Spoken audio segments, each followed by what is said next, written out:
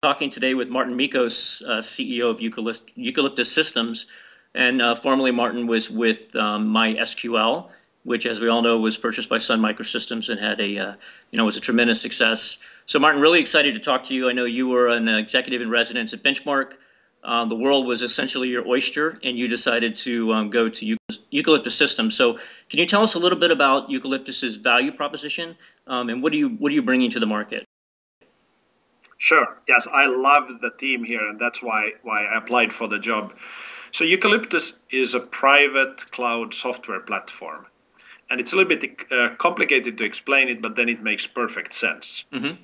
So we enable companies to run within their own firewall a cloud that behaves exactly like the public clouds, exactly like Amazon. So there is benefit of running a cloud in-house as well. You have your own servers, but you get full elasticity and you can shift workloads between your various applications. Mm-hmm. And that's the main benefit.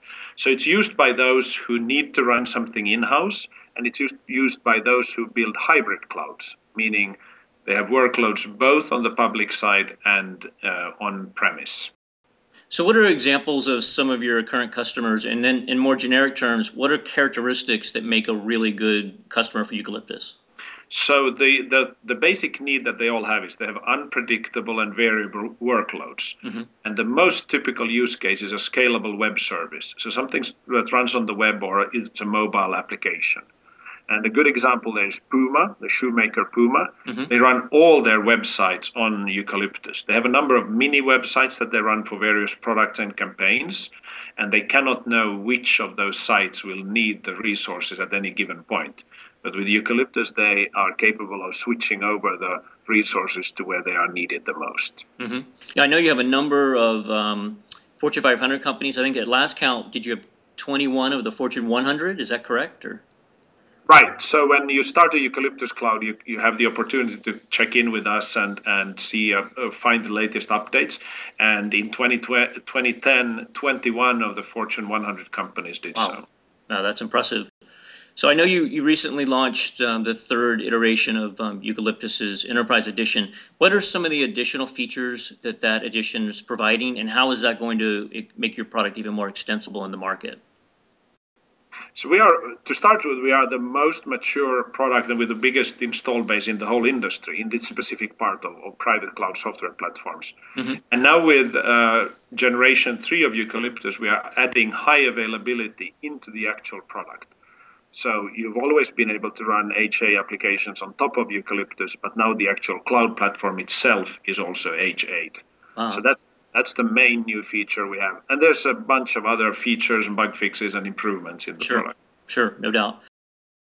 So I know that you're a partner with RightScale, and I think for the outside looking in, the casual observer might scratch their head and not understand the difference. Can you explain how you are different and then also how you're complementary? Absolutely. So RightScale is one of our closest partners, and it makes perfect sense to use the two products together. And briefly, we are the cloud platform, so we form the cloud for you, we orchestrate the resources, and RightScale is the management tool for the cloud. Okay. And the benefit with RightScale is that you can manage many different clouds, so you can manage across AWS and Eucalyptus, for instance, with the same tool from RightScale. Mm-hmm. And that provides that hybrid cloud that you were talking about, where it's part private and part public. Exactly. Right. And I should mention, I'm an investor in Eucalyptus at the level of a typo on your cap table, but I meant to mention that at the outset, as well as in RightScale. So I have a very small investment in both companies. Excited about the future of both. So you have a tremendous track record at MySQL of working with the open source community and creating value for your users.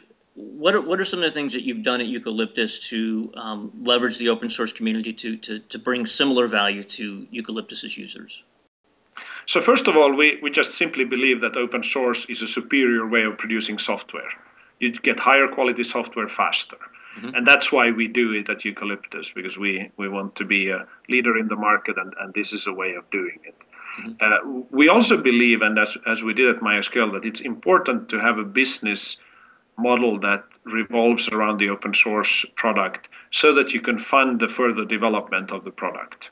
So we are trying to bridge those two worlds, which isn't completely easy because many of the open source principles put restrictions on what kind of business you build. But we think we have a fantastic model there. We have a faster evolutionary path because of open source. And importantly, many software partners integrate with our product without even telling us.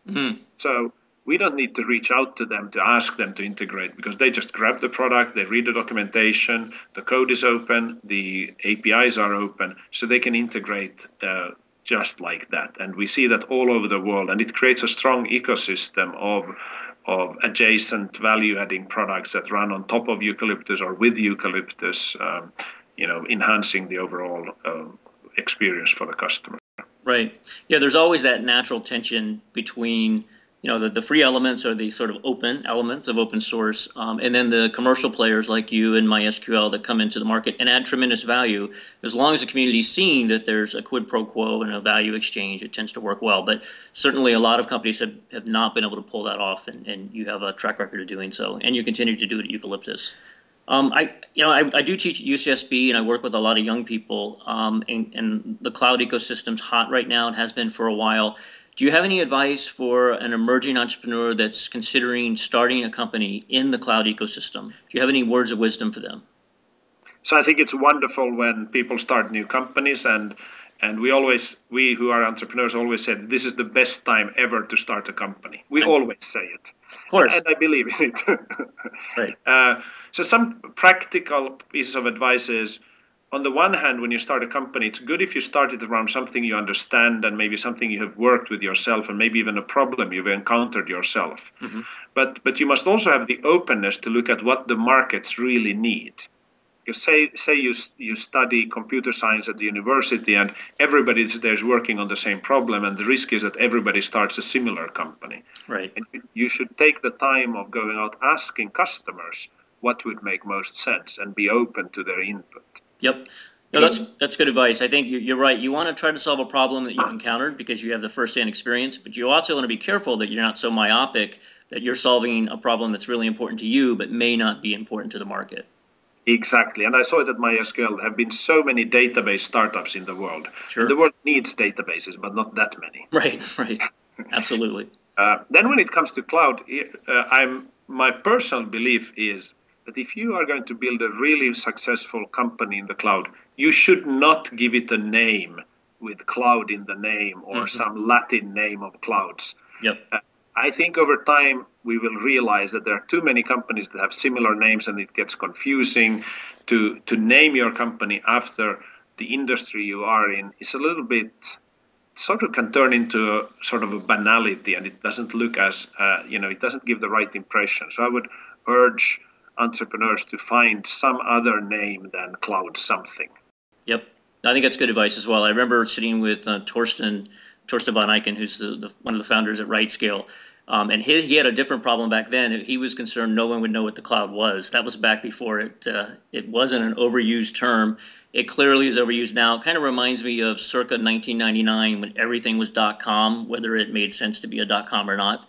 So I agree with you. Let's pick a name that's not going to pigeonhole you as yet another cloud company, and then don't obsess about the name. Just go out there and create a great product. Yes, exactly. I'm wondering what is in store. What can you publicly disclose about Eucalyptus in 2012 and beyond? What does the future look like? So we have a very ambitious product roadmap, and we're developing the product now faster than before. And there are different avenues we are following. One is we make sure that our product always follows the public standards for clouds. So we follow the Amazon API, and that's very important and requires continued work.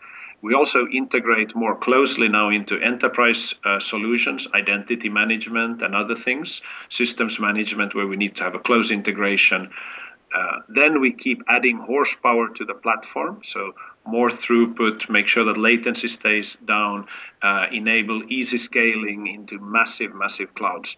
So those are three basic areas of where we develop the product. There are many more, but those are the three main directions we have. Yeah, I'm sure you're not short on ideas for the product roadmap. It never seems to be a problem for entrepreneurs.